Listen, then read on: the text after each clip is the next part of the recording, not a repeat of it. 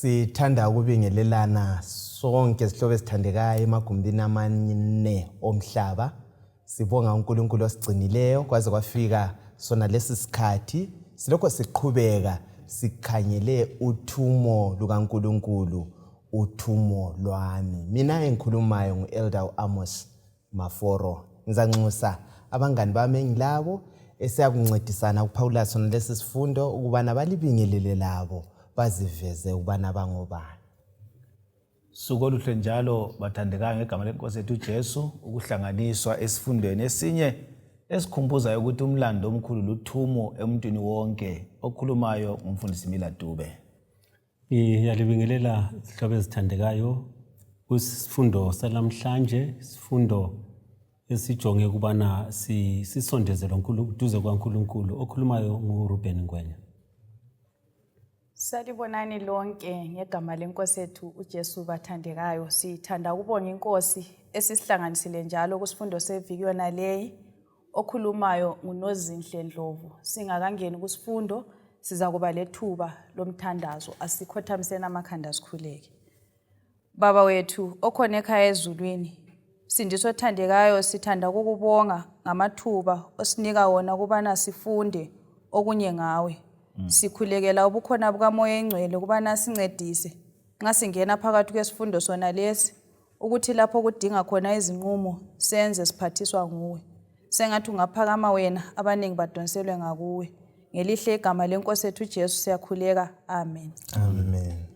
Siyabonga kakhulu babukeli labalaleli ukuthi lizosilalela. Ngizanxusa ukubana sithathe izipele zethu, sithathe lamabhayibhili, sitatitshe sonke suku ngosuku, sibe lokho sitatitsha sisizwa okunye ngoJesu. Namhlanje kuleli viki sikusifundo ngu9. Isihloko sethu sithi sona uthumo kulabo abalamandla. Uthumo kulabo abalamandla. Lizananzelela ukubana sizakhangela kakhulu iziphathamandla abacebileyo, ababusayo, abantu abalamandla. Sikubeke kucace ukubana uJesu njengoba wayekhathazeke kakhulu labaswelayo, ukhathazeke futhi kakhulu labalani, labalamandla. Ngizacela ke Nozi usibalele indinyana yokwaziwa ngekhanda. uMateyu ngo16 iverse lingelika 26. Yes. Kuzamsiza ngani umuntu uma ezuza wonke umhlaba kodwa alahlekelwe ngumphefumulo wakhe na? Beautiful. Isihlobo zami, kuyini esikutholayo ngesihloko sethu la ngetext yethu? Nxa sikhuluma labana ngabantu abalamandla, sikhuluma ngabantu abanjani? Kuyini esikutholayo kule verse? Sizathola ukuthi nxa sikhuluma ngabantu abalamandla asikhangelanga mhlawumbe abantu esingathi balamandla physically, sikhangele amakhosi asibusayo balamandla. Sikhangele abantu abafundileyo, kulabantu abafundileyo emhlabeni, odokotela ngokwezemfundo balamandla. Sikhangele futhi abantu abalezinto zabo, abalenotho ngoba umlime babusisile, balamandla. Kwizigaba nje zona ezichiyeneyo ezabantu abesebuza ukuthi kuyini kambe kungamsiza njani umuntu ukuthi athole konke lokho abeselahlekelwa ngumphefumulo wakhe. Singakhangela balaleli kuba nxa ukhuluma ngokuthi ulahlekelwa ngumphefumulo, asikhulumi ngokufa la. Hayi, sikhuluma ngempilo engunaphakade ngoba ukufa singafa kodwa sizavuka ekupheleni. Ukuthi kambe kuyini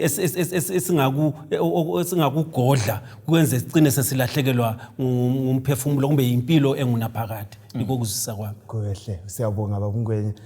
Mfundisi Dube, iBhayibheli lapha lithena umuntu anganikani ukutshintshana ngomphefumulo wakhe. Alright. Uchasisile lapha ngesikhiwa yisolo, kutsho impilo yomuntu. Alright. So ukuthi impilo yami lempilo yakho mlaleli lombukeli, kuyini ongakunika ukuthi kutshintsha lempilo yakho? Akula, ngoba impilo ivela kuNkulunkulu onguye ophilayo, onika impilo. uNkulunkulu ufuna ukuveza ukuthi kulabantu abalempilo ephakemeyo okuthiwa ngabalamandla. uPeter Ndlovu ulamandla ngokudlala ibhola. Nxa elaphana umuntu umbona engumuntu ngesikho ecut above the rest. Ungale kwabanye abantu bayafisa abantu. Kodwa khona phana ibhola ngeke limnike impilo. Uyafela idlala. Umuntu angaba lemali ebhanga. Aziwe adlule kumilane kubillion. Kodwa uyasala idliwa izinambuzane engasekho. uJesu ufuna ukuveza ukuthi singalahlekelwa impilo ngenxa yezinto esilazo. Lesingazithola, lesingazenelisa. Impilo enguJesu kasiqhakathekiseni ngoba kuvele kakula impilo kungala Jesu. Beautiful. Qiniso le nozi. Mina ngizwisise maforo lapho ukuthi lo umbuzo nxa yobuza uJesu ngeke sinike impendulo engasuthisa ukuthi umphefumulo lapha okunye lapha kakutshayi isikali. Ngananzelela ukuthi lapha sigqugquzelwa ukuthi sinanzelela ukuthi sigcile ezintweni eziqhakathekileyo. Inotho lomhlaba yebo kuqhakathekile, but nxa sesikuqathanisa lemphefumulo yethu singalahla konke sisale sibambe imphefumulo yethu. So sithini lapha sihlobo zami? Kuyini okufanayo ebantwini bonke, izicebi lezichaka, abalamandla labangela mandla? Kuyini inswelo yabantu bonke okudingwa ngumuntu, okudingwa luluntu? Abantu bonke bayadinga ukuphila okungapheliyo. Ngoba kathesi khala ngokuthi kulokufa. Okungeke kuvalwe ngumuntu olemali, ngeke athenge. Ukuthi mina sengithengile impilo ansoze ngife. Ngeke kuvalwe ngumuntu lezinto zakhe. Inkomo zinengi wena mbukeli khonapho ufuyile. Ngeke zithathe zivale ukufa. So sidinga impilo engala kugula, impilo engala kuphela. So indingeko leyo ivalwa nguJesu impilo. Kuhle lokho. Ukungezelela khona lapho sinanzelela ukuthi iBhayibheli liyakuveza ukuthi bonke bonile bayasilela enkazimulweni kaThixo. Sinanzelela ukuthi indingeko yethu yonke sonke njengabantu nguKristu. Sonke siyizoni, khethekile ulemali awulamali. I-universal problem is sin. Nangithi phela indingeko yethu siyamdinga uJesu ukuthi bonke banjani bonile. Esikutshoyo sihlobo zami yikuthi ake nisihambise ivangeli kukho konke okwadalwayo. Sithe sisungula leli kodwa sathi ake nisime ukukhuluma sokuyisikhathi sokwenza. Sike senze sifinyelele abantu balilambele lona leli lizwi. Ake nisikhangele omunye umlingiswa lapha uNebukadnezar, inkosi yaseBhabhiloni. Sike sikhangele ngayo ukuthi kanti vele yayimi iyisimo njani.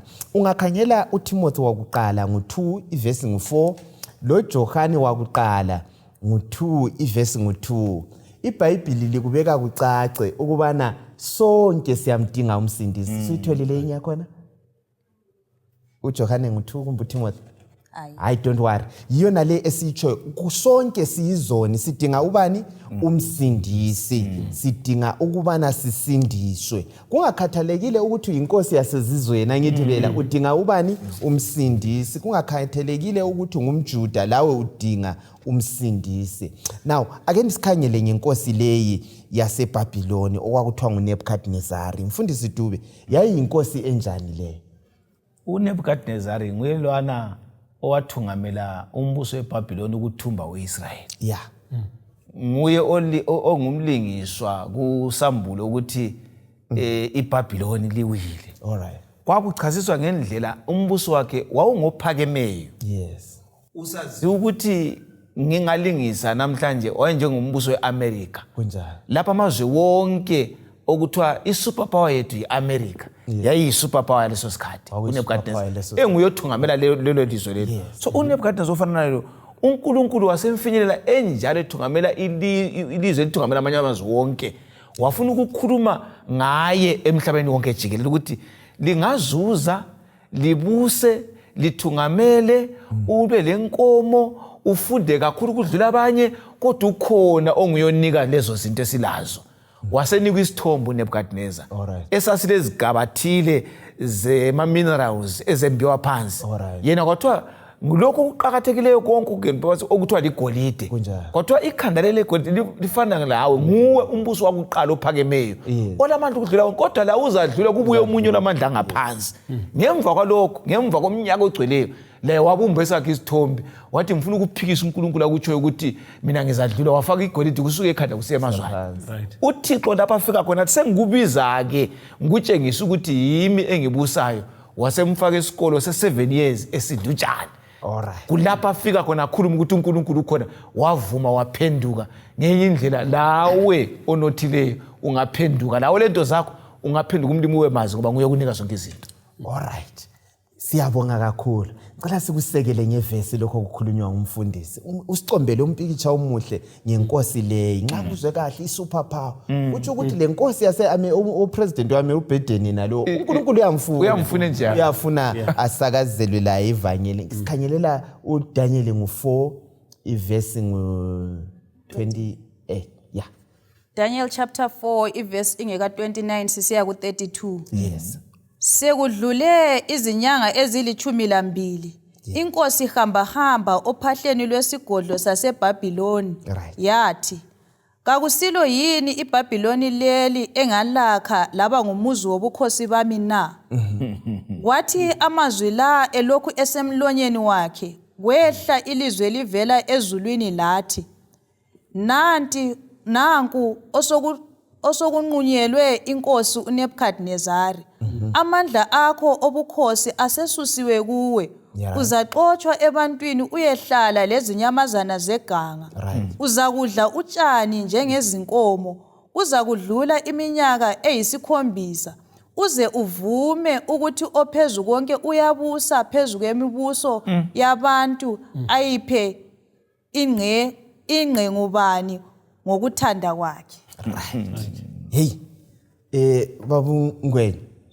Uma sibala uDaniel ku4 kuyini okwehlela inkosi le useke wakuthinta umfundisi uDube onye kwakhona kusifundisani lokhu ngendlela zosindiso na now sizananzelela ukuthi inkosi le okokuqala yayiziphakamisa yona yayibone ngani umbuso ukanti ungafunda uJeremiah uthi kuJuda ngizathumela inceku yami uNebukadnezar uNebukadnezar wakwenza engazi ukuthi uthunywe nguNkulunkulu angamaziya emsebenzisa yena ke waseziphakamisa okuyisifundo kithi sonke balaleli lababukeli ukuba kungakhathaleki ukuthi uNkulunkulu kunike umbuso onjani ubona ukunanzele ukuthi umbuso lwana uphiwe nguNkulunkulu ukubana uthungamele abantu bakhe uthi ke sekwenza lokho abe seziphakamisa isono sokuziphakamisa uNkulunkulu uthi niyasizonda uthi kambe ayisiwe iBhabhiloni enjani engizakhele yona waselibala futhi ukuxwayisa kukaDaniel uthi aluba kusenzakala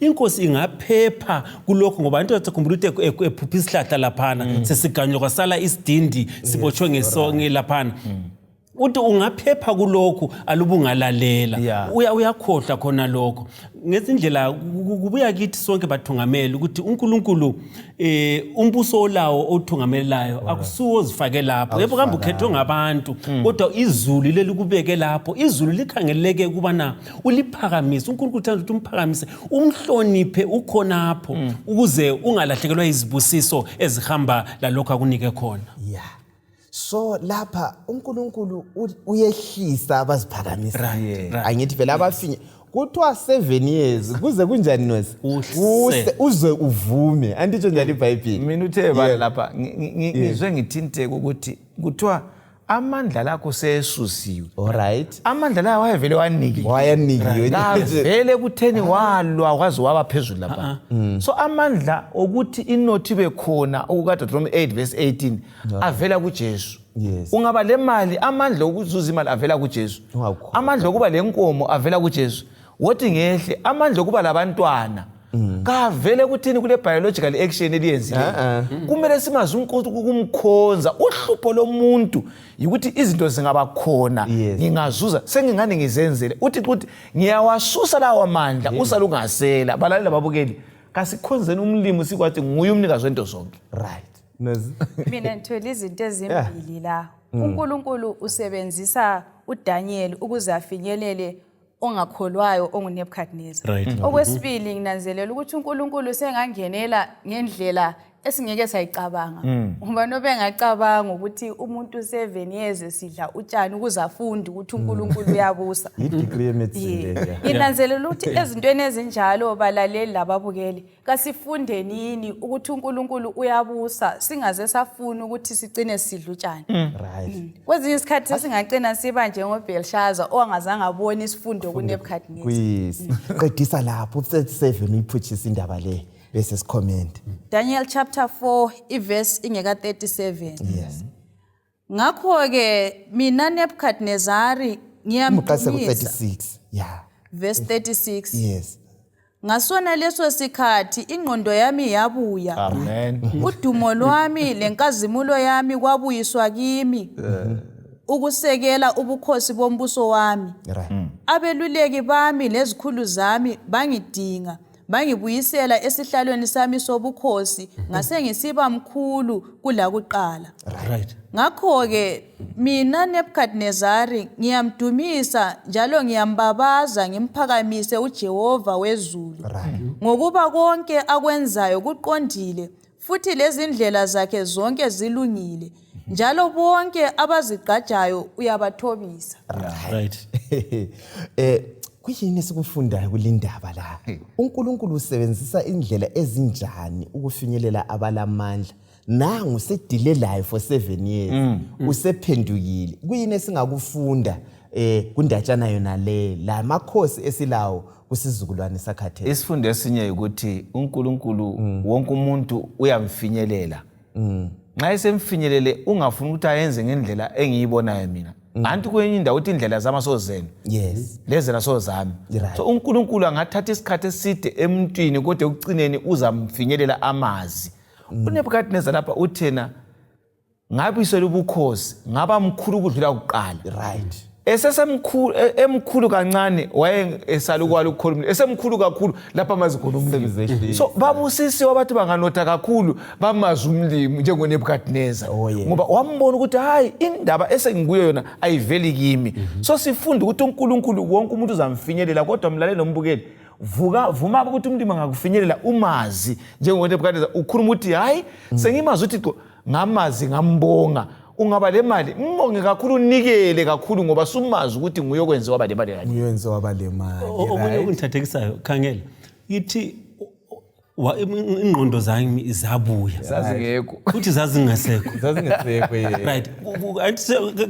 Akuqali ngaye. Unza into kubula indodana yahle kuthiwa when he came to his senses. Right. So singadingi ukuthi uNkulunkulu azasifake esikolo esinjalo ukuze sibe mazi. Kasimamkeleni khona phe sibizwa ngokuqala ngoba umlimi uthi oziqakisayo ngemehlisi. Futhi ngithola lokho futhi bama4 ukuthi uJesu wafela bonke. Ngoba wayengathi uNebukadnezar njengoba lakho konke kakuphelele kubuseno kwakhe kodwa uyamfuna embusweni uthi abekwazi ukuthi lanxa eyinkosi kodwa yena kule nkosi yamakhosi. So ke ufele bonke ngakho ke bazalalela ababukeli akasinga bandlululi ekuvangeleni kwethu asibafinyeleleni abaphezulu ngoba izulu labo liyabafuna bayadingakala. Kuloko kucina lokho engifuna sike sikuthinta indaba yokuziphakamisa. Singabe singela mali ngokomhlaba khona lokho ngama standards omhlaba. Kuqhakatheke kangakanani ukubana sixwaye enosi mfundisi Dube ukuziphakamisa okunjengokwenkosi uNebukadnezar. Kwesinye isikhathi siyaziphakamisa ngendlela ezijene ngalokho esikho uthi ukhanyela abanye ubakhangelele phansi kumbe uzibone kumbe usunqobe okuthile kumbe kwenye level yokukholwa ukhangelele abanye phansi sicine singasathobeli intando kaJehova. Ibhuli kaZaga esiba namhlanje 14. Right. Ukhulumile ngendaba yokuziphakamisa. Alright. Ukuthi kuthiwa iSatan's character. Alright. Isimilo sika Satan. Right. Uyafica church umuntu ngusuperintendent ahlazifake lapha ngoba usuperintendent senguye yedwa sokumele ukuthi abehlale ekhethiwe ngayekela mina ibandla liyafa kathi uthe ufika la lingekho yini superintendent athi lificela ikhona ungaba labantu abathungamelayo ababili abathathu limuka ungawabona ngani abalingani lawe ekudalweni siyafanana singehlukane kubusisweni kodwa ke ngihlonipha umuntu njengomuntu kaNkulunkulu ngoba ukuziphakamisa ukuthatha indawo kaThixo sengani wena ngozinika lezo zinto. Hey madoda babu Ngwe ake usichazele ngendoda leyo kwakuthiwa nguNamani. Sike sikhangele enye indoda la. Yeah. Kuyini esikwaziyo ngendoda leyi okuthiwa nguNamani? Yayindoda enjani? Right. Yayilamandla njani le? Ku-2 Kings lapha chapter 5 sitshelwa ngoNamani ukuthiwa wayengumthungameli webutho. Alright. Eyindoda ephakemeyo. iBhayibheli lithi uNkulunkulu wanikeza ukunqoba kuSiriya ngenxa kaNamani engamazi uNkulunkulu. uNamani ke ayekwazi kwakukhonzwa izithombe. Right. uNamani ke ilapha iBhayibheli lithi ke wayele lo ntombazana owayengumthunjwa ethunjwe koIsrayeli eyisigqili lapha kwaNamani. Kukho konke lokhu iBhayibheli ekucomba ngoNamani ukuthi he was a man of valor, engumuntu wayesithi kungathiwa uNamani ngebutho lithungamela abantu baqhaqhazele abanye bahle basarende engakafiki. Kodwa ke okwenzakala kuthiwa yayilamalepero. Alright. Na ulepero ungakhangela singakufanisa leAIDS yalamhlanje. Umkhuhlane wawungelapheki. Osithi aluba usukhula uyehlala esilotheni phandle le ungahlali labantu. Kodwa ke ngithathekiswa yini baba Mafuro isigqili lesi. Siyazehlisa siya enkosini yaso sithi aluba inkosi yami ingabuyela kithi le. Kukhona umprofeti kaNkulunkulu ongayisilisa inkosi kumalepero. Isifundo esimangalisayo okungithathekisayo ukuthi untombazana lo eyisigqili kuye wayengafiki kuyimi ngangafisa ukuthi kahle afe ngoba ngilapha angixokwazalwa ngenxa yakhe, kodwa yena ngenxa kaJesu ngaphakathi ufisela inkosi yakhe onjani okuhle. Siyabonga kakhulu. Umpikitsha oconjwa lapha nguElder Ngwenya ungayithola lindaba ku2 Kings 5 ivesi 1 usiya ku19. Cela usibalele lapha uvesi 17 usiya ku19 bese sixoxa zwanini babukeli labalaleli. Indaba yokholo ayinani lokuthi ngumhlobo onjani, indaba yoThumo le nation. Ayinani le status somuntu ukuthi kusiphi isigaba, ayinani le background, ulikula ulichina ukhulele emakhaya ukhulele ngaphi edolobheni. uJehova uthi lawe finyelelwa, umkhomanda webutho njengoba sethintile la uNkulunkulu ufuna sifinyelelwe. Sesichazelwe ibackground asibaleni liverse. Verse 17. Yes. uNamani wasesithi, nxa ungasoze ukwamukele ngiyacela mina nceku yakho ukuba ngithole umhlabathi walapha ongalingana ukuthwalwa zimbongolo ezimbili, ngoba mina nceku angisayi kunikela iminikelo yokuchisa lemhlatshelo lakuwuphi uNkulunkulu kodwa kuJehova. Kodwa inceku yakho icela ukuba uNkulunkulu ayixolele kulokhu kuphela. Nxa inkosi yami ingena ethempelini likaRimoni ukuze yemkhothamela, yengeme engalweni yami ngilikhothamele kanye layo. Nxa ngikhothama ethempelini likaRimoni ngiyacela ukuba uNkulunkulu angixolele kulokho. uElisha wathi, hamba ngokuthula. uNamani uthe esehambe okomango othile. Right. Ungaqedisa khona. Ugehazi. Yes, just read that. uNamani uthe esehambe umango othile, uGehazi isisebenzi sika-Elisha inceku kaNkulunkulu wazitshela ukuthi inkosi yami imyekele uNamani wase-Aramu wahamba ingasamukelanga isipho sakhe. Ngeqiniso elinjengoba uJehova ephila ngizamlandela ngiyezuza ulutho kuye. Hayi singagcina khona lapha. Undatshana le kaNamani imfundisi Dube singasuka kumavesi singabalanga sayabala babukeli lababali uqalisele kuvesi 1 usiya ku19 ukuzizwisise kahle indaba le. Kukhona esikufundayo sifundani kule indaba maqondana lokufinyelelwa siqalisele la kwabantu abalamandla sibadonsela njani kuNkulunkulu na. Kuyini esingakwenza okunye ungwenye kwakuthinta, kuyini esingakwenza ukufinyelela abantu abalamandla sikufake la ku context yethu namhlanje. Ngiyabonga ungwenya uthintile ukuthi kulontombazana owayethunjiwe Kunjani?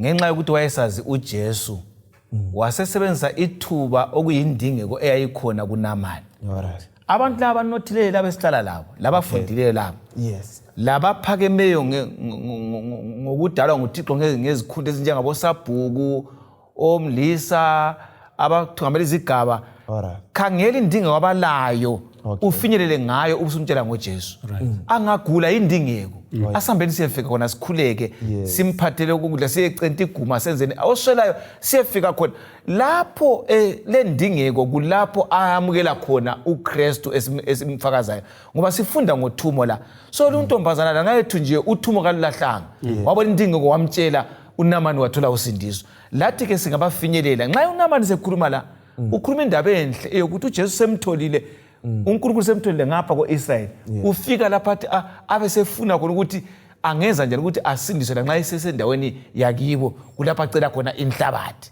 endaweni enhlabathi lapha nxa ngaqhubeka ngizwa ngikholisa kakhulu ukuthi usebonile ukuthi uNkulunkulu koIsrael lo uyasindisa uyaphila ngale kubo khonza izithombe abese ngingahamba ngiye ngale sensiyakhonza izithombe mina sengilo uNkulunkulu ophilisayo uthi ngicela linike inhlabathi ngihambe layo kithi kayisikho ukuthi wayese siyakhonza indlela engayisiyo uthi ngale ngifuna ukuyabatshengisa ukuthi mina sengilo Thixo omunye engimkhonzayo ongasowala nxa wayese khonza uThixo kwayesiba phezulu kwenhlabathi yakwaIsrael ngoba kuye it was a holy ground ngoba ngale umhlabathi othukuyo labantu abangakhonza uThixo abe sekhonza uThixo ngenye indlela wayesithena sengihamba ngilo uNkulunkulu engimtholileyo sifunda ukuthi uphakathi kwejele biza uThixo uzakuzwa ngoba uNkulunkulu ukhondawo zonke siyabonga usuhle waphendula lembuzo kade ngisayibuza ukuthi inhlabathi le kutshona siyakubongela khona lokho sihlobo ezithandekayo nozi kulabaphathi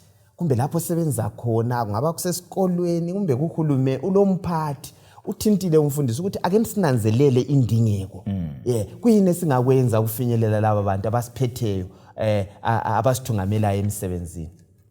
Siyabonga sinanzelela ukuthi laba bantu maforo futhi balemthwalo lemoyeni Alright. so njengabantu kumele sibananzelele futhi bese sibadedela maforo ukuthi kwezinye izikhathi uNkulunkulu uyaqala ulutho umuntu njengoNamani kasoza aguquke ngelanga elilodwa kodwa iprocess ungananzelela lapha uNkulunkulu wayeseqalile umsebenzi kuNamani ukhathesi sasingambona ngelinye ilihlo ukuthi kanti uNamani lo semephezulu kwenhlabathi kanti uNkulunkulu uyabe lonke njani esebenza ngenhlakanipho yakhe so kwezinye izikhathi siba lukhuni ebantwini esesibazuzele kuKristu.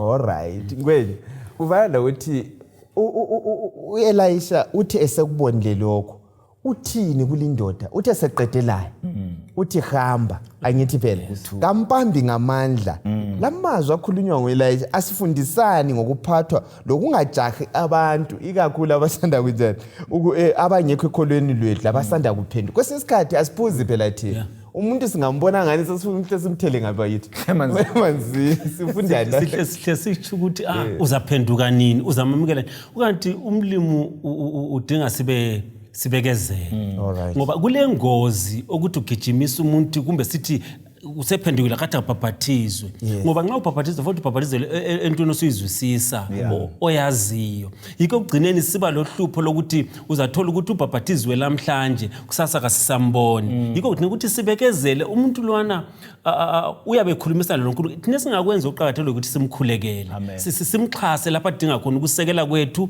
nxa ukuthi ungama Bible study sibe lawo sifundela iBhayibheli isikhathi ngase sifikile uza kanjani uzaphuma egcekeni amamukele ngokupheleleyo athatha isinqumo nxa esithatha abhabhathizwe nxa ebhabhathizwe sekubalance kuhle ngithi phela siyakuzwisisa singajahi abantu asibasebenzele sibachazele ngoNkulunkulu lo kuza kusa kibo abantu bayamthanda uNkulunkulu uNkulunkulu njengoba sichile uyabe basebenza ikhulumile indaba kaNebukadneza uJeremiah uhlatshwe lenza thina inceke ya uNkulunkulu nguye amsebenze abekezele umuntu thina ngeke sabekezela okunye sifuna ukukuthinta futhi indaba yona le ukuthi le kwakuyince uthunjiwe ungaphindiseli yazi umhlaba esiphila kiyo kunabantu abalamaqhubo ozibani basenza so basincindezela kuthini asifunde ukuthi sibasize umbona umuntu lomkhuhlane uthi hayi umlimi uyamsebenza umlimi yakaraba ngoswazile ngithi le sibona ngani sephindise uthini nozi indaba le iyathathekisa kakhulu abanye kasifuni ukungena ethumeni ngoba sibona ngani umumo kawuvumi akula sikhathi lapho esathi umumo usivuma khonapho khona sinjalo uNkulunkulu kasimsebenzeleni khethekile ukuthi singa Amen. Yes. Mfundisi Dube. Sike sikhangele abafundileyo. Yeah. Esigabeni sethu kanti abantu abafundileyo ngabanjani? Kumbe siqale ngoNikodima, indoda yayinjani? Yayifunda okunganani le ndoda? Kumbe kuyini umuntu ayihlonipheka kanjani kwa Juda? uNikodima ngumuntu wayemkhulu kakhulu. Right. Kwezomthetho wakoJuda wayengomunye wayesemahofisini aphezulu nalana. Right. Esengathi na iSanhedrin yakhona. Okay.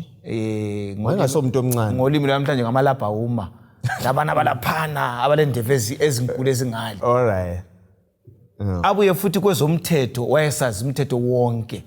Singabuya kweze isecular world ukufundeni kuthiwa wayefunde ezikole eziphakemeyo. Kunjalo. Esaziwa ukuthi iBhayibheli uyalazi, ezomthetho uyawazi. Kodwa enjalo engumuntu omkhulu wayelendinge ngaphakathi enyethile isilokozana esithile. Esokuthi kulento lokho imhlupha phakathi kwemfundo yakhe ukuthi khona ukumhluphayo. Right. Yikho kwamenza ukuthi asuke nxa sizabala lapha kuJesu. Okay. Ayecela ukuthi kulento enye ngingani ngiyayishota la. Ngiyazi lento zami zonke. Ngifundile, ngiyaziwa, ngihlale ofisini, bayangihlonipha, kodwa ngilokho engasuthiseki. Ngenye indlela balalela babukela. Ungazi ube ngapi, ufunde kanganani kulezi insuku sifika ku PhD. Uwazi ukuthi ungudokotela wabodokotela, kodwa indinge kuyikhona empilweni.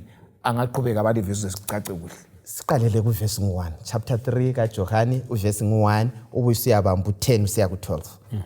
Verse 1. Ngokulendoda kubaFarisi ayithiwa nguNikodimo elilunga lomphathi wabaJuda ababusayo. Yayililunga lani lomphathi okukhulunywe verse 10. uJesu wathi, ungumfundisi wako-Israyeli, pho kungani ungazwisisi izinto lezi na? uJesu uyavuma futhi ukuthi wena ufundile. Ufundile Ufundiswa kubani? Wako-Israyeli. Theology yonke wayelayo esolusi wayedlule khona nxa kwakulesolusi. Yes. Kodwa wayelendinge kwayenjani? Yeah. Ayelazo. Alright, qhubeka nozi. Ngiqinisile ngithi sikhuluma ngesikwaziyo njalo sifakaza ngesikubonileyo, kodwa lina bantu kalibamukeli ubufakazi bethu. Right. Right, indatshana le esijwayeleyo babukeli labalalele kuJohane ngo3 verse 1 usiya ku12. Ungathola isikhathi ungafika uzefika ku17. Yikho kulabo 16 John 3:16 okukhulunywa iverse esijwayele kakhulu. Iverse le yakhulunywa uNikodimo, angithi phela one on one. Okwakuqala esifuna sikubambe, uNikodimo ubuya kuJesu nini? Ebusuku. Angithi phela uyafinyelela uJesu abesemtshela ukuthi lendingeko sesikubekile ukuthi labafundileyo ngwenyuko wabathinta wathi ngamadokotela izikhwica mfundo lezo professor. Angithi phela labo bayamdinga ubani bakithi uJesu befundile benjalo kuloko isikhala kukhona enhlizweni zabo okudinga ubani okudinga uJesu. So inkuthazo yethu yikuthini asibafinyeleleni siyebatshela kuyini okwakukhathaza uNikodima. Okwakuyinswelo kaNikodima kuyinangu yisazi umthetho. Ukwazi umthetho kwenele yini?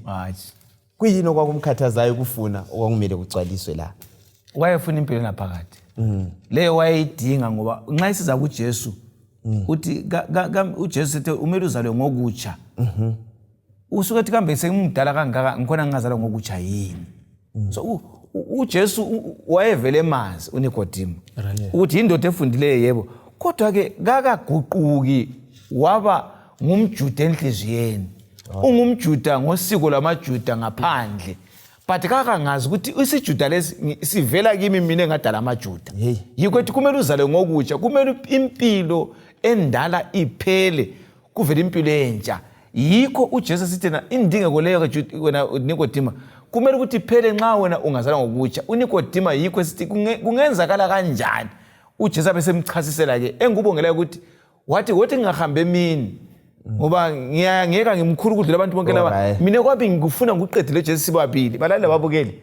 Ungakhathazeka manqama uJesu umqonde lingu2 uyecimeza ngale kwesihlahla uye ngale kwesigodi ngale komfula ukhale enkosini, inkosi yakuphendula. uNikodima usinika isifundo zokuthi ufunde kanganani, ulwazi kanganani, ulwazi kalukwenza usuthiseke ngokusindiswa ngaphandle ukuthi uJesu Kristu ube lenkambo layo. Right. ufundile unjalo lendingeko okunye sikufunda nxa kade ngilalile kahle mfundisi ukuthi singabaxotshe ababuya lawo Nicodemus ababuya ensitha ngithi bedinga usindiso ngoba lo msindisi wethu kazange abalahle kazange abaxotshe ukhona lokho kwengeza bengikhangele khona phana uNicodemus ungananzelela wathi sikuzehlisa okumangalisayo la nxa bahamba ecatshile ngoba wananzelela ukuthi ubukhulu bakhe ngoba ungabala lapha olobayo uthi emahlweni abantu wayebukeka engani ungumlandeli kaJesu ukanti wayebukeka emehlweni abantu kodwa ngaphakathi engelabudlelwano loJesu balaleli akwenelanga ukuthi sazi iBhayibheli kusukela kuGenesis kuya kuSambulo kodwa kasibe mazi uJesu weBhayibheli kasingakhulumi ngaye kodwa singelankambo laye kasibe mazi uNicodemus wakunanzela ukuthi kuyadingeka ukuthi abe mazi kungaphelele ukuthini abe kwazi umthetho wakhe kuphela hey umuntu acacade 3 angels message hayi alulethele ucaca udaba lolu kodwa engelabudlelwano lalo othumele ezingilosi angithi phela ikho sikukhuthazwa ukuthi imithetho singabe siyayazi kodwa singelabudlelwano ngaluJesu nozi kuJohane ngo7 verse 43 kusiya ku52 la kuLuka ngo19 verse 39 sitholani ungachaza nje amavesi la ukuthi sitholani ngoNicodemus Sinanzelela ukuthi la mavesi sithola ukuthi Nicodemus owayehamba ecatsha lapha sithola impilo yakhe isitshengisa ukuthi uke wagudlana loJesu sithola la ephatheka emsebenzini kaNkuluNkulu ngakhangela kuJohane 7 verse 43 kusiya ku52 ukhulumela uJesu amela indaba kaJesu ligwaza umhlaba uNicodemus simthole futhi la ephatheka ekugcobeni uJesu lapha sengathi lathu la nxa singaba lezinto ezinkulu emsebenzini kaNkuluNkulu silendawo kukhona esingakwenza sikwenzela umsindisi sifundile sinjalo singathintwa nguJesu siya khona ukuthi usethinti uNicodemus senguNicodemus oguqukileyo ongasowayizolo kuyavuma umuntu ondlaleleyo olamabhasi akhe amaningi olenkomo zakhe kuyavuma olemali yakhe eningi kuyavuma ofunde kanganani ungathintwa nguJesu uyasebenzela lo Jesu Kristu usebenzelayo ungathintwa nguJesu uba yisanda sakhe ebantwini yikho sesiyama athi uJesu lo lingamenzile utho ngoba ngumsindisi nxa ususiya ku19 uJohn ngo19 verse 39 lapha uJesu esefile futhi uyahlupheka ukuthi angcwatshwe kuhle ngoba ngumngane lo Jesu nxa usuthina uJesu inotho yakho uyayifaka kuJesu umsebenzele futhi kunjalo kusibisela la ku memory text yethu laba befundile nzafithizela lapha indaba yokufunda banengi ngwenya abafundileyo ababona angani abasela abalandingeko kaJesu abamdingi uJesu befundile benjalo bayamdinga uJesu ke sikhangele laba bantu abanothileyo nozi umuntu onothileyo umuntu onjani kuma standards nguyabe njani umuntu onothileyo lapha sike sikhangele indaba yokunotha umuntu onothileyo ngolibi lethu ngocela ukudlula kadingi luthe emuntwini into zakhe zonke zikwanile lo dokotela wakhe izinto zakhe eziphesonal ayikadingi lutho ake sikhangele le ingane umfana lo kwakuthiwa wayenothile the rich young ruler akusikhangele from uMateyu ngo19 uMateyu ngo19 ivesi ngo16 usiya ku22 indaba esijwayeleyo right Mateyu 19 verse 16 to 22 yes verse 16 Kweza enye indoda kuJesu yabuza yathi Mfundisi ngenzeni okulungileyo ukuze ngizuze ukuphila okungapheliyo na uJesu waphendula wathi ungibuzelani ngolungileyo na munye kuphela olungileyo uma ufuna ukungena ekuphileni landela imilayo indoda yabuza yathi yiphi na uJesu waphendula wathi ungabulali ungaphingi ungebi ungafakazela amanga hlonipha uyihlo lonyoko njalo thanda umakhelwane wakho njengoba uzithanda wena ijaha lathi yonke le ngiyigcinile pho ngisaswelani na uJesu waphendula wathi aluba ufuna ukuthi uphelele thengisa yonke inotho yakho uphe abayanga lapho ke uzakuba lenotho ezulwini usungeza ungilandele. Kwathi ukuba ijaha lelo likuzwe lokho lasuka lidanile ngokuba lalilenotho enengi kakhulu. Hey madoda. Ake sikhangele Uthumo kwabacebileyo. Nanti ijaha. Yeah. Zifundo bani esizithola kule indaba? Uma siqathanisa lo Nikodima esike sakhuluma la, akazi lo leli jaha lizange lamukele uJesu njengomsindisi. Sifundani lapha ngenotho. Ngwe. Yeah. Siyananzelela ukuthi lujaha ungabala iBhayibheli lithi weza kuJesu emlinga. Alright. Yeah. Wayengazothini lanxa wayelenlangatho ngaphakathi kodwa kwakulokulingathisa kodwa uJesu engelani la lokho ngoba uJesu uze ukuzosindisa ukufuna lokusindisa okulahlekileyo. Sithola ukuthi lubaba aluba kusize emthethweni uyatsho ukuthi ukugcinile and for sure Jesu could testify ukuthi 10 out of 10 kodwa uJesu wasenanza ukuthi hayibo lo muntu lo okungamsindisa ukuthi ehlukane la lokho lakho ngoba impilo yakhe ibotshelwe la anti kubuthi Nebukadnezar wathi akusilo Babylon engizakhele lona la luthi ayisiyo notho yami lengizenzele yona uJesu wathi ngingamehlukanisa la lokho uzangilandela kodwa iBhayibheli bisithi wasuke zondile ngoba wayenothile kakhulu. iBhayibheli akukhuthayo ukuthi umhlaba ungakaJehova lokugcwala kwawo. uJesu ngayisithi lahla lokho ngikunike inotho yezulu. Kuye wasebenza ukuthi akayingeke wawuxeganisa wabona ngani le ayelayo ingcono. Esikutholayo yilokho. Kulezi zinto ezincinyane esibambelele kizo eziza kusilahlekanisa lo mbuso. Lezo zinto zingasisindisi futhi ngoba ungakhangela lena lo muntu lanxa engafa imali yakhe kayimncwabi uzadinga abantu ukuthi bazemncwaba. So ngezindlela ukwethemba lokubambelele enothweni kakusisizi ngoba inotho kayilalo usindiso. So ngwenya uyathi ukuthi vele libona laba abacebileyo bayamdinga uJesu. Sebatshela lona lolu dawo ukuthi inotho leyo injani bakithi ayisindisi. Yebo. Okunye nguthola lapha ngixhuma kungwenya ukuthi uJesu uqala ngokulandisa imithetho elithumi ayazi. Alright. Abe sesithi hayi ngiyakuzwa uyaziqinisile kodwa ke awuyazisisi. Ngabe uyayazi ngabe le notho awulayo. Ngoba inotho leyana kumele ukuthi isebenze ukunceda abampofu ngoba umthetho loana uthi thanda umlimo ngenhliziyo yakho yonke. Uyathanda uNkulunkulu ubusuthanda abantu yonke imithetho elithumi khonapho. So undoda lo ngabe kuthiwa wayelothando ngabe inotho yakhe yayisebenze ukuncedena abantu. Umlimo wabona ukuthi hayi uyifukamele ngeyakhe yedwa. So kakabi ngazi ngabe uyangazi ngabe inotho yakhe iyangena evangelini uyanikela eChurch. Ngabe inotho yakhe iyancediza lokazi ngoba kumele inotho ibe lusizo kuThumo. Wasebenze kakho kuThumo kakaphenduki. Kungenzakala ke lalela ukuthi wena kawunikeli uthi ngokwami awuzikhathazi uthi ungazi uyazi imithetho yonke uyibale ngekhanda kawukathengisi konke kwakungathi ukuthi ayilahla konke kwakusho ukuthi kayabelane labanye ukuze abanye basindiswe ngalokho umlimo ambusise ngakho kuqakatheke ukuthi umthetho kaNkulunkulu elithumi lokhu imithetho yothando ukuthi siphile ngothando kwabanye abantu nakuKristu Jesu. Right. Izindlela umlimo ufuna sibe yichannel angayisebenzisa ukubusisa abanye abantu. Yikho ayekuthi ukuthi hayi wena woba yindlela. Ngathi hamba woba isandla sami lenyawo zami uyefinyelela kwabampofu ubanike lokho. Inotho kayikho wrong. Ayikho wrong. Ake siqathanise la. Kulomnye umlingiswa lapha okuLuka 19. Angithi vele. uLuka 19 verse 1 usiya ku10. Lingayibala khona ngapho babukeli labalaleli. Luka 19 verse 1 kusiya ukuthi sihlangana le ndoda le emfitshane le inozi le uyayibona le. Yes, uZakhewu. Ngwenya akusichazele kuhamba njani ngoZakhewu? Right. iBhayibheli lithi uZakhewu wayengumthelisi. Right. Ekutheliseni kwakhe lapha waye inflator.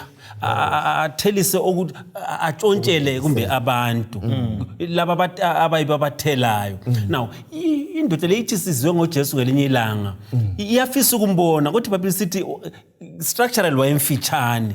Emfitshane njalo wasebona ukuthi okungaba ngcono ukuthi abone uJesu ukuthi athole okuza kumenza abe mude wasebona uJesu esiza wagijima waqansa esihlahleni right ukuthi abone uJesu uthi efika lapha uthi khwimilili uyakhangela phezulu uthi Zakhewu yehla ngoba lamhlanza kudla endlini yakho right khumbula wayengumthelisi abantu ababezondakala ngaleso ngathi wayesebenza eZimbra ngolimi lwamhlanje ngaleso sikhathi abantu abathelisi babezondakala kakhulu ngoba babethatha imali ingcebo enayincinyana abantu abayitholayo kodwa ngikuthanda wonanku bothi sibefika endlini laphana esezwisisile ngoJesu besidla yena ke uthatha initiative hayi njengalwana esifunde ngayo uthi hayibo ngiza kubuyisela kulabe ngibaqilileyo kuphindwe kane uhle ananzelela ukuthi hayi lokho bengikwenza kakulunganga kungenxa yani waqala wavumela uJesu ukuthi angene phakathi uJesu angena phakathi usebenza from inside to kusiya phandle usiguqula kusukusela phakathi esiya ngaphandle siyabonga kakhulu ngwena ake nisiqathanise lapha laba balingiswa bababili ijaha lo ayinothile the rich young ruler umbusi la lozakhe umahluko bani useke wakuthinta okunye kwakhona lapha esiubonayo kwindlela abaresponda ngayo bobabili yes baya kuJesu yes owakuqala onothile wayesiyalinga alright lo uya kuJesu ngokufisa ukuthi ngifuna ukulunga wazisa ukuthi yena uyisoni ukuya kuJesu bonke bayenza kuhle kodwa umunye waya engalangqondo eqondileyo so nxa sisiya kuJesu bazalane asambeni babukela waleli siye kuJesu ngendinge ukuthi singabantu sidinga umsindisi so sithola lo ehamba elenhliziyo evuma ukwamukela uJesu akutshoyo yiko kwenza ukuthi athi nxa esemthola uJesu abe sekhupha lakho anikele lowana abe segodla ahambe abaleke wathi wahamba lempilo kayitholanga so umuntu aya kuJesu kawuhamba unganamnikelo ungabona usiye church imali isele ngikhaya awukathintwa nguJesu imali kumele ihambe lawe kuJesu ngoba suzwisisa ukuthi inotho ivela kuThixo isikhathi ngesikhathi Thixo uza kunika konke kuKristu umahluko inhliziyo evumayo lenhliziyo ewomileyo hey bantu nozi mina nanzelela lapha maforo ukuthi kule genuine repentance ukuphenduka okuqotho okukhanya ngemsebenzi sithola lapha ethengisa izinto zakhe ukuthi abisele ebantwini now sithola ukuthi okunye sikutholayo lapha njengabantu kwezinye izikhathi siyabavimbela abantu abayizoni uJesu elande bona kuthi abantu baqalisa ukusola kungenzeka balaleli lababukeli ngemakhaya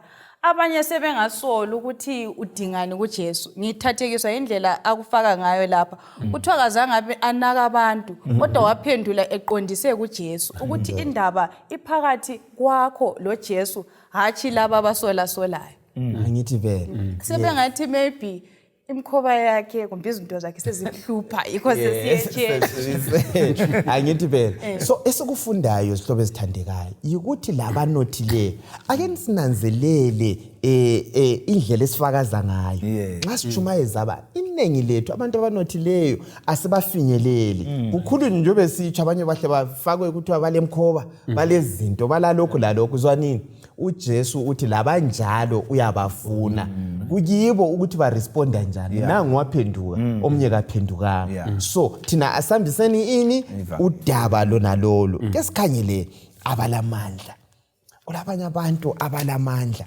uyabona ibandla leli mfundisi tu lilabantu abalamandla lilabantu abanothileyo abantu abaphethe kwesinye isikhathi siyabaswela lasebandleni ibandla lidubeke kulabantu abanani bakithi abalamandla abale influence abalendonsela kuthiwa labanjalo asambiseni udaba lona lolu kubo ake sikhangele lapha kulenye indaba lapha yomuntu owayelamandla kuMateyu 27 ivesi ngu57 usiya ku60 eyifunda la ngikubeke kucace kuthiwa ngendlela uJesu anakekela ngayo izice abaswelayo abampofu kuthiwa labanothileyo uyabanakekela kanjalo uyabafuna ngathi embusweni ake sikhangele lo olamandla Mateyu 27 ivesi ingeka 57 kusiya ku60 Wathi ilanga selithambeka kwafika indoda enothileyo yase-Arimathiya ithiwa nguJosefa yena wayesengumfundi kaJesu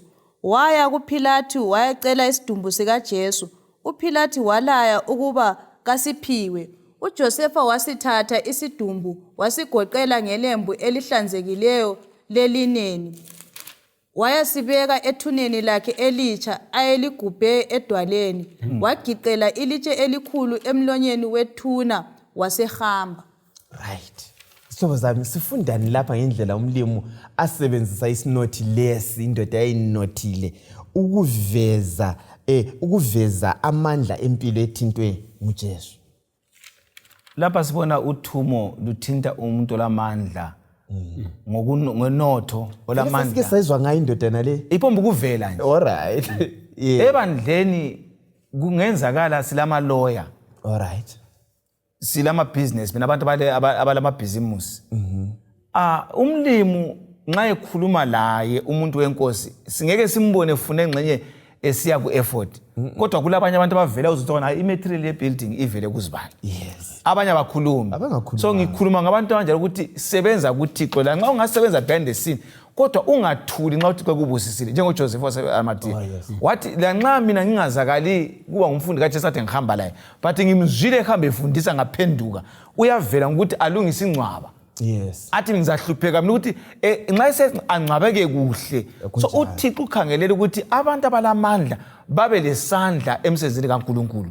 Ngoba lengxenye esigabeni okuso ebandleni okulo ngomsebenzi kaThixo ngoba unikwa amandla ngokunotha amandla kumbe ngeinfluence ngendonsela. Usebenza kuhulumende meli ibandla ngasinto zenzima.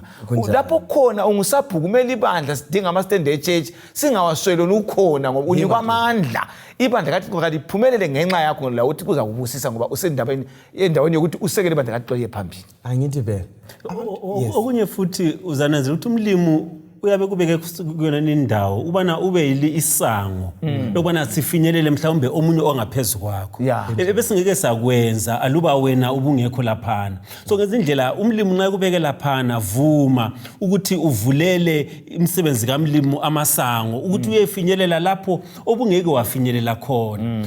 Khona kuyana kuyasincedisa ngoba ungananzelela esikhathini eziningi kulabantu abaphiwe ngezigaba ezitshiyeneyo abanye kabakhuluma mhlawumbe utshengisela ngesenzo kuphela so kudingakala ukuthi kulesakhiwo lapha kufunakala ulutho oluthile wena ulisango lokuthi kungatholakala vela egcekeni uze umsebenzi kaThixo uhambe uye phambili. Yes. Nozi laba bantu ngize ngikhumbule umhandi obuya la esenza ama efforts akhe. Right. Wayekuthanda ukuthi kufinyelelwe laba bantu abalamandla iziphatha amandla akahambise ivange wayengesabi. Ngiyakhumbula waze wayafika waya witnessa estate house umongameli welizwe wafika wamtshela ngoJesu.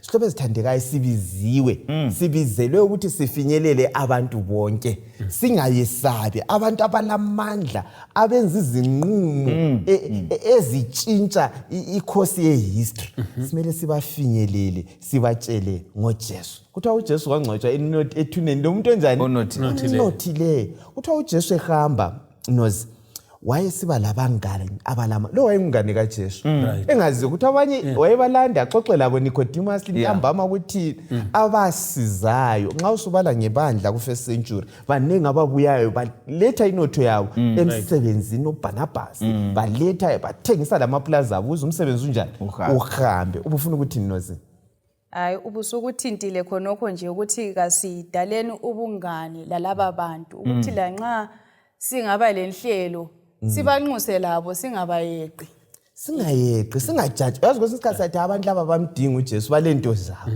ezinye izimfa asihambisi uncedo ukuthi abantu balani balento zabo akula muntu lento wonke umuntu udinga umuntu asifinyeleleni abantu sibatshele ngoJesu umuntu futhi udinga ubani uJesu kuvele khona babukela labalaleli akula muntu ongadinga omunye umuntu. Right.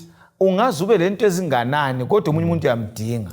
Besikhona kuseni sibali iBhayibheli kwenye indawo omunye wathi uyakwazi ukuthi uphuma udrive imoto khona lapha ungafuna ukuse bridge lokho kubingelele ingaphontsha ikokuzamende uyakuchiya ukufuqa ngoba wonke umuntu udinga omunye umuntu. So nxa usithi wena ulento zakho ungakhohlwa uNkulunkulu ukuthi ngikuphela ukuthi omunye umuntu asizakale sincedisane siyabe sichumayela ivangeli lothando lukaJesu oluyilo oliyasindisa abantu emhlabeni onana.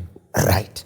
So uthumo lwethu sihlobo ezithandekayo ngolokuthi asambeni kuzicebi, asambeni kubantwini abalamandla, sambeni kubabusi bayamdinga uJesu. Kungabi lo yedwa ongasoke afinyelelwe, sonke siyamdinga. Uthi ebhala lapha uMinistry of Healing ngabala upage 210 iyatsho ukubana uJesu akazange alahle umuntu owayecela abantu abampofu, kazange futhi alahle abanothileyo, wabafinyelela abantu bonke. Akula class emelithiwe, abantu bonke kabafinyelelwe. Sibatshele ngoJesu ozayo masinya. Uthumo lolwesilapha kuthiwa ezizweni zonke, emhlotsheni yonke, endimini zonke. Akula muntu esimele simchiye. Njalo okunye futhi lapha ngubamba umlomo uthi yena antu Jesu uyaku-emphasize ukuthi sihambele abampofu. Uthi umugca kaJesu kawuthi ukuthi bese silahla abanothileyo. Ukuthi i-energy kumbe isisindo esisebenzisa ngasilanda abampofu asebenzisa isisindo esifananayo ukufinyelela abanjani abanothileyo, ngoba uJesu ufele bonke. Esikhathi eziningi uzananzelela njengoba kowathi ukuthi bonaba abantu abalamandla siba-neglectile, sibakhohliwe, kukanti izulu likhangelela ukuthi babe khona. Izulu akalenelanga nxa bengekho. Kakhulu. Nozi amazwi akho ucina ulandele mnali bese sikhulekela. Siyabonga. Sinanzelela ukuthi kwezinye izikhathi kulabo abalamandla sokungaba nzima kwezinye izikhathi ukuthi sibafinyelele. Inanzelela ukuthi umlimi esimkhonza uyavula amathuba. Umlobo wesifundo uze wakuveza ukuthi kwezinye izikhathi kungcono okungcono ukuthi singabalandeli, bekele baze bona kuwe. uNkulunkulu amathuba uyawavula. So thina uthumo lukaNkulunkulu luthumo lwethu, lapha amathuba evuleka asivezeni ngoJesu. Yes. Mfundisi Duze. Siyabonga ababukeli lalela ukuthi iNkosi isinikile eBhayibhelini ukuthi akula muntu ongala qembu elimelayo. Abanothileyo likhona apha ngemakhaya, likhona apha edolobheni, likhona apha emsebenzini. OAbraham babenothile bakhonza, oJobe babenothile bakhonza. Sifunda ngoNikodima lapha, sifunda ngabo Namani, sifunda ngoNebukadnezar engaso enkonzo, kodwa ngenxa yokuthi uThixo wamthinta enothile waphenduka. Sonke singalalela uNkulunkulu ekhuluma lathi usenkonzweni ongeke enkonzweni sizahlanganiswa, ngoba onothileyo nonganothanga nxa sesikuKristu siyabuthaniswa sibe imuli yakhe. Inkosi isiphathise. Right. Sisiyagqiba sihlobo ezithandekayo. Asebethatheni lama challenges.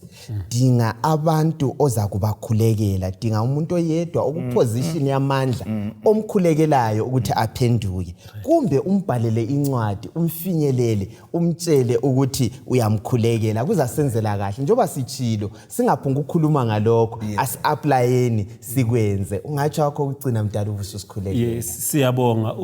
uJesu ufele sonke. Amen. uJesu ukhangelela ukuthi singabi lenketha bechabi, asifinyelele bonke abantu ukuze kunye labo sonke sinjani sisindiswe, umlimo asenzele kahle asikhuleke nini.